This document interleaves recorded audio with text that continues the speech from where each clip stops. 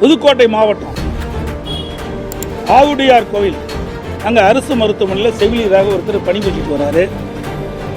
அவருடைய அந்தரங்க போட்டாவை காட்டி திமுக கட்சி சேர்ந்த நிர்வாகி அந்தரங்க போட்டாவை காட்டி 10 லட்சம் ரூபாய் கொடு என்று மிரட்டியிருக்கின்றார். அந்த செவிலியர் உடனடியாக மாவட்ட காவல்துறை கண்காணிப்பதில் புகார் கொடுத்தார். மாவட்ட எஸ்பி அவர்கள் அங்கே இருக்கின்ற அறந்தாங்கில் இருக்கின்ற டிஎஸ்பிக்கு பரிந்துரை செய்திருக்கின்றார், விசாரிக்க வேண்டும் என்று.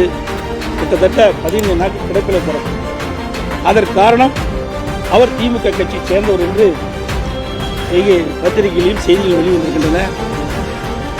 பார்த்தீங்களா, அவர் தான் திமுக பொறுப்பாளர்கள் சொல்றாங்க,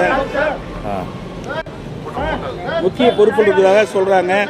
இதுக்கு சட்டத்துறை அமைச்சர் இவருக்கு பாதுகாப்பு அளித்துக் கொண்டிருக்கிறதாக தகவல் வெளியாகி